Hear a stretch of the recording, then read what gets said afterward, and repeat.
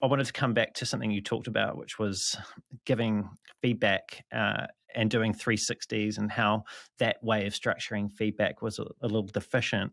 And I'll quote you again now. You've said, "We're doing this corporate feedback thing wrong. At Yahoo, we used to do performance reviews and then spend the next month trying to talk people out of quitting." Yes. Okay. So you've also talked about just a couple of interesting things around feedback, such as talk about the task, not the person, and that you can have the agency to ask for feedback yourself as opposed to have it offered to you. But if we're to talk about aspects of feedback in a company setting that are outside of the ones that we've already covered, what's a better way for, in this case, it could be design leaders who are responsible for giving feedback, or product leaders who have to give feedback to their team as well. What is a better way to approach and structure that delivery of that formal feedback that's often tied to things that people care, a lot about, such as compensation? Yeah. Well, that's part of the problem, of course, is compensation. Don't grade on a curve. That just punishes good managers who are good at getting rid of their bad people. But the most important thing, if you were going to take like one line away from it, is always be looking to shorten feedback loops. So something happens and then you get feedback. And the problem with annual is, of course, if you actually remembered what happened in February or March, which is sort of questionable, it's too late. The person you're talking to probably doesn't really remember it either. It took too long to get to them. And I know, again, human beings don't like to give criticism, so they'll put it off.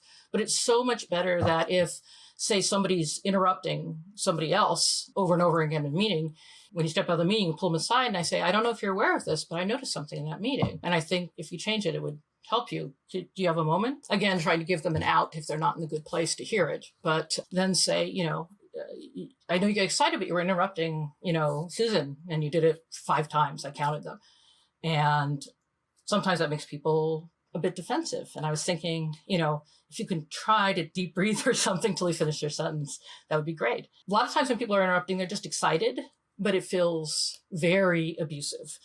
And that's not what you're trying to do. Sometimes I'll say, "Your actions are not serving your goals, I know you want to be this, but if you continue doing that, it's not going to help." There's a lot of language out there you can borrow and mod, so it sounds like you again. These are just my languages, how I would put it.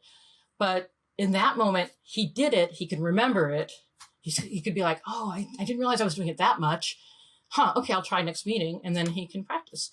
But if you wait till the end of the year and you're like, you interrupt people, you do this, you do this, do this, it's like too much information and a lot of it's too long ago. So shorten feedback cycles. I think performance reviews should be done quarterly. I've worked at companies that do it, and it's significantly better. It also means that if you can do out of cycle, quarterly promotions and bonuses, that's also really good, because that way you don't have to get everything perfect right then. Like, if you didn't get it that quarter, there's always next quarter, right? There's always another quarter to fix it. So there's less stuff for you to fix.